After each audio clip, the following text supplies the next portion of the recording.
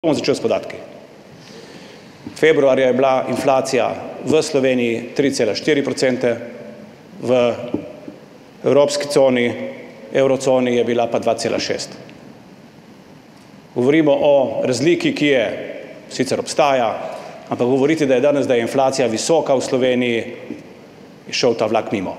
Inflacija je bila visoka junija 2022, ko smo prevzeli to vlado, je bila že 10-procentna. Nam je uspelo zbiti na 3,4% v februarju. Tisto, kar pa lahko opazimo, je, da je v preteklosti, v primerjavi z evrocono, so prednjačile podražitve hrane. V lanskem letu smo imeli zelo visoke, 20-odstotne podražitve cen hrane. Dobra novica je, da v zdajšnji februarski inflaciji so se cene hrane v celoti umirile. Rast cen hrane je samo še 1%.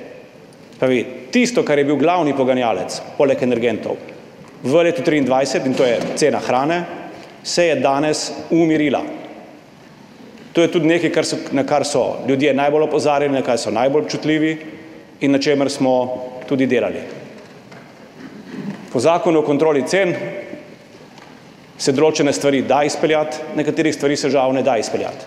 Je pa Slovenija končno vpeljala sistem spremljanja cen po celi prehranski verigi, kar je ukrep, ki se ga prej nobena vlada 20 let ni lotila, ukrep, ki so ga pozdravili vsi, od pridelovalcev, beri kmetov, pa do potrošnikov. Samo tisti vmes so bili malo nesrečni z njim, pa na njemu kljub temu vztrajamo. Verjamem, da bo ravno ta ukrep, ki spremlja cene po celi prehranski verigi in tudi ugotavlja, kdo je tisti, ki služi znotraj prehranske verige, da je že dal določene rezultate in da jih bo dal še boljše v prihodnje na področju hrane. Kar se tiče energentov, tle poslušam, verjetno zaradi GEN-I, ker me vsi povezujejo s tem, poslušam jaz očitke o tem, da je v Sloveniji cena elektrike za gospodinjstva visoka in najdražja. Ni. Niti približno. Niti približno. Cena v Sloveniji za gospodinjstvo je 200 evrov. V Avstriji je 260, v Nemčiji je 400. Da se ne bi lovili spet na polresnicah.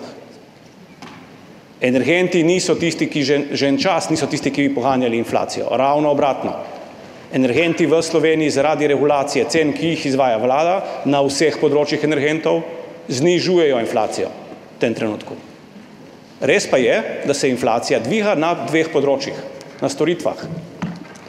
Ne toliko na tem, pa se bom kasneje vrnil na ta del, ki ste ga sami omenili, ampak se dviguje na področju najemnin in tle si dosti obetamo od Ministrstva za gospodarstvo, ki bo najverjetneje prišlo z ukrepi v kratkem, kako zajeziti dvig in kako regulirati najemniški trg. In dviguje se nesorazmerno na področju zdravstvenih storitev. Pri zdravstvenih storitvah imamo samo eno možno pot – krepitev javnega zdravstva. S tem, ko bomo krepili javno zdravstvo in ga omogočili ljudem, da bo za njih dostopno, bodo potem najranljivejši seveda manj občutljivi na dvig zdravstvenih storitev, ki se izvajajo v resnici v samoplačniški dejavnosti. Če se pa zdaj vrnem še na domove, od ministra sem bil ravnokar informiran, da je napovedan 2,9% dvig oskrbnin. Drži, res je. Vmes pa je treba povedati, da so se tako socialni transferji dvignili za 4,2, pokojnine pa za 8,8. Zato govoriti o tem, da cene prehitevajo rast prihodkov, v tem trenutku ne drži. V tem trenutku so prihodki tisti, ki prehitevajo rast cen. In prav je tako.